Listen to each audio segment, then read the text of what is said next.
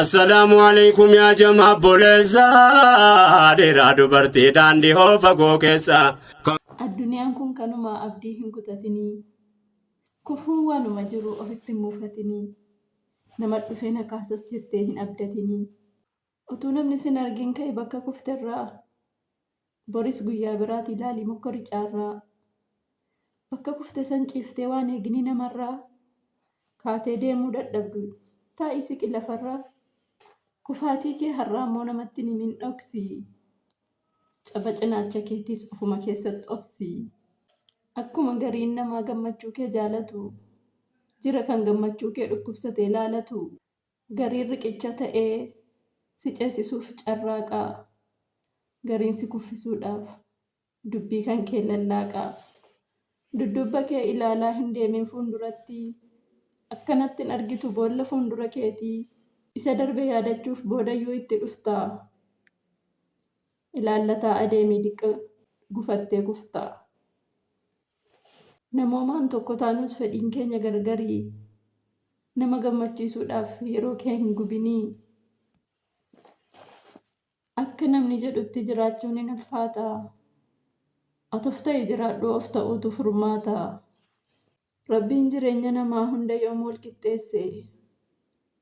Ana gabaabduu kana simmoo akkas ol dheeresse. Isa kaan gurraachesse isa kaan immoo addeesse. Akkuma argaa jirtu ani kunoo hiyyeessa. Ollaa kan koo yoo laalte hundi jaraa dureessa. Kaanis wal bira kaa'ee kaan walirraa fageessa. Yoo ta'e ilma namaa du'atu wal qixxeessa. Dadhabuu ofitti himtee hin taa'iniitii ka'ii. Akkuma taate ta'ii bakka kaayyoo kee ga'ii. Bakka kuftee ol ka'ii caba kee dhidhiibbadhu. Bakka kaayyoo kee ga'uuf suuta tiradhu. Waan hundumaa caalaa rabbii kan kee abdadhu. Galmi kan kee guddaadhaa namatti hin dubbatinii. Fuuldurumatti adeemee abdii hin kutatinii. Ollaan bultee dhabeekaa akka bulee baabbeekaa. Meeqatu karaa taa'ee kufaatii kan kee eegaa. Iccitii kee dhoskadhu fira kan kee ta'ullee. Nama kana ni beekta waan inni godhe kalee. Kufanii ka'an malee milkiin tasa hin dhufu.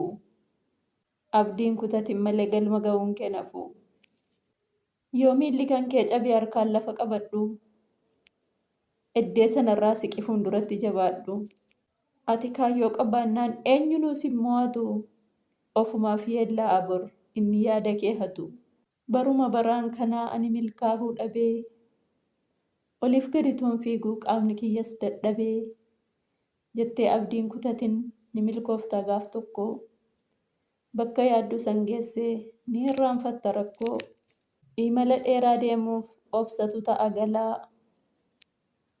Ganama dadhabanus haara galfiin galgalaa. Waan taate kana hundaa namatti hin dubbatin. Abshirni milkooftaa ati abdiin kutatin. Du'aayii rabbii kan kee kadhachuu hin dagatin. Of ta'iitii jiraadhu namaaf jecha hin du'in. Nama fakkaachuuf jettees tasa bowwaa hin bu'in. Hiriyaa kooti jettee waan himuu hin qabne hin himin. Dogongora har'aa kana lamuu ittiin deebi'in. Lubbuun jirtutti tasa abdiin kutatin. Iccitii garaa keetii nam tokkottuu hin himatin. Yoo nama kaayyoo taate dubbii kana hin dagatin. يا إلهي العالمين الله